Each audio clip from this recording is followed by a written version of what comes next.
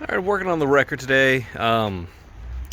Just taking a look at the rear brakes. I have not looked at them before, and I found some rear brake cylinders in the glove box of this truck when I got it. So, sure enough, it was leaking pretty bad. I was having an issue with the line lock on the rear brakes. It would kind of bleed off over time, and this thing doesn't have working parking brakes, which I was kind of hoping to maybe resolve, but looking at how rusted, see if that'll focus at all, probably not, how rusted that is, I can't get that to move at all. So I'm gonna have to replace cables. I can't remember one side I couldn't find the cables for. I can't remember if it was right or left. I could find the other cable. Anyway, I didn't video taking this all off just because I'm still one-armed and there's no way. This is different. I'm not used to, I've done bunch of rear drums on like half tons and like smaller trucks. Like my Super Duty has discs in the rear, and I've only, I haven't really messed with any of that. So this is unique to me because instead of there being like an equalizer bar, so I popped the one spring that would be where I think it's called the equalizer bar, where it runs over top, side to side. There was a bolt here, well, a stud, and bolted in from the back side. Oh, what did I do with it? One sec. I'm an idiot. I just didn't see it. It's right there.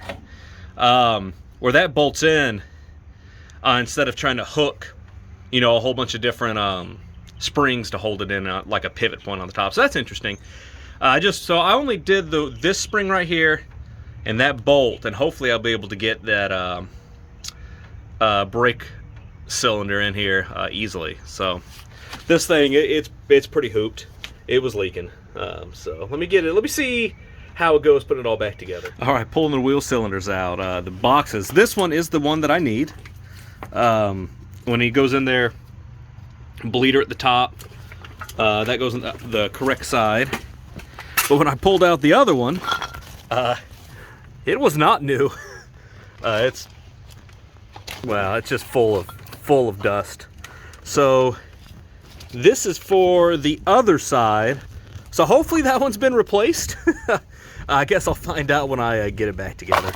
I went and cleaned the mating surface on the hub, cleaned both sides of the rotor, and then before I put this all back together, I'll brush the wheels. They weren't too stuck. I gave them a couple taps with the hammer there. They came off, but I will say that those wheel lugs were on tight. Now I do have an extension on there, but that's the high torque Milwaukee, and I had to pound on them for a good while, maybe almost up to a minute on a couple of them to get them off. In addition to pouring some PB Blaster on them. So anyway, I'm gonna get this wheel cylinder put in here, and we'll see where we go after that. I also went ahead and cleaned up our pins. They are not great. They're pitted pretty heavily. I don't think they're gonna just wipe the seal out immediately, but it shouldn't be that important. But anyway, that's all I got, so it's what I'm gonna run. All right, got it back in. The adjuster fell out, and the adjuster has a unique design on it where it has like a dish on one side and kind of a cross on the other. And where they slot into, the tabs are about the same size, so it's easy to get it flipped. And depending on where it's adjusted, you could get it flipped and it still fit in and still grab, the star wheel still engages, like you would expect it to. Except when it clicks, it goes in instead of going out. But anyway, I clicked it, started to realize it, flipped it around.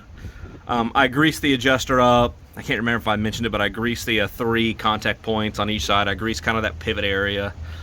I hosed that park and brake cable with PB Blaster, but I don't know if that's going to get us anywhere.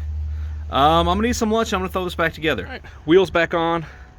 Torqued 140 foot-pounds. Just make sure with these old steel wheels that there's like little pins on the back of the wheel that you got to make sure line up with an open spot on the drum or on the inner wheel. But anyway, torqued. Here in a little bit, I'll pull my truck out and we'll look at the other side here.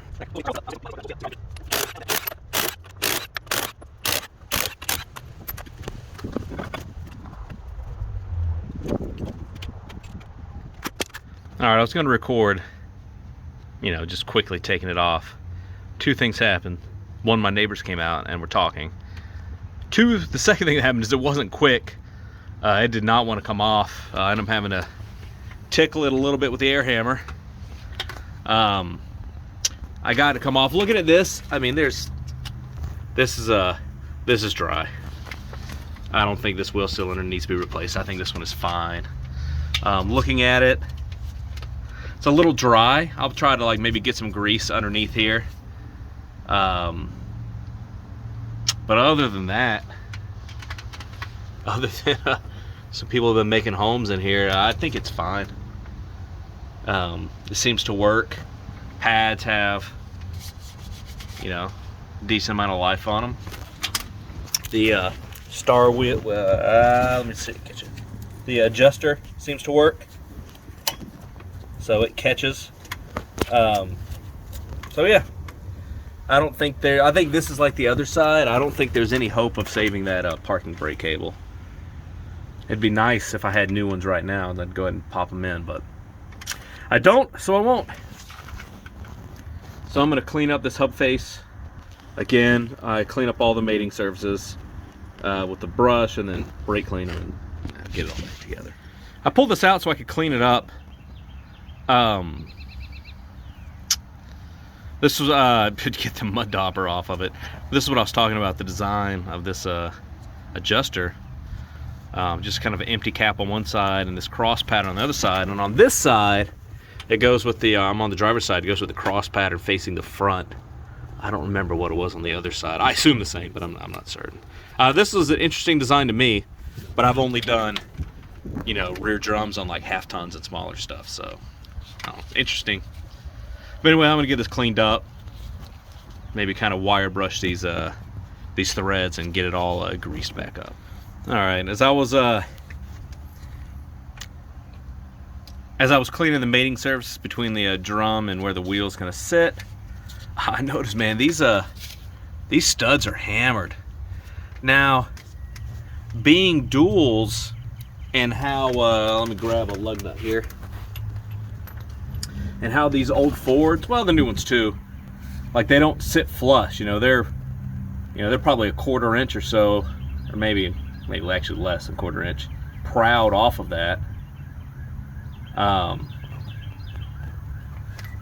You know, I think the threads here are actually biting, maybe a little bit in there, but they're biting mostly out there.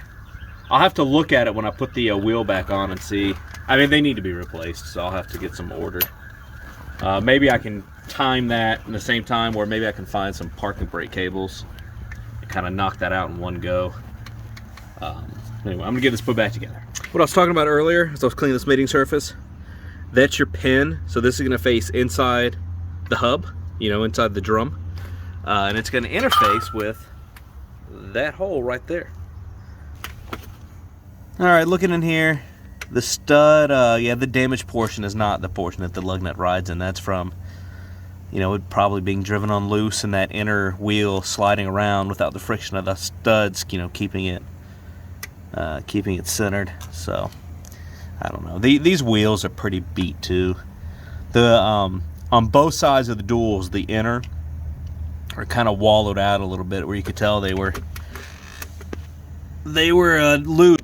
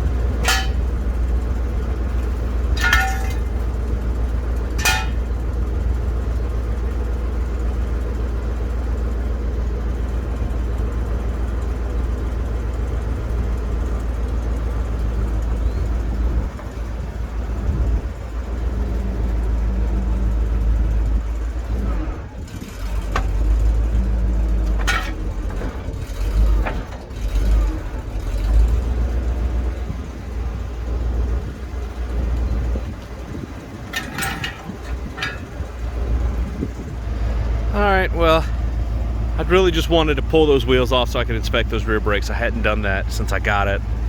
Finding those wheel cylinders in the glove box, you know, kind of led me to some assumptions on what needed to happen.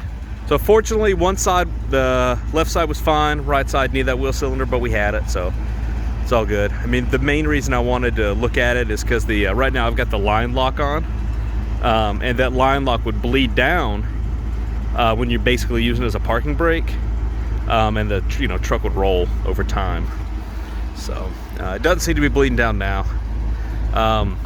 Still got lots of work. Two big hydraulic issues. The boom the cylinder that extends the boom leaks like crazy and will just dump fluid out of the front. I've got the kit to repack it, but I can't do it myself. One, because I have one arm, but two, because you have to extend this boom all the way out and push out a pin, and it's a whole thing. And then you can see that hose right there popped this morning when I was messing around with it, so I gotta get one of those. So anyway, I don't know, I figure I'll just make a video. Why not? I mean, if I do enough of them, I gotta get good at it eventually, right? All right, see you later.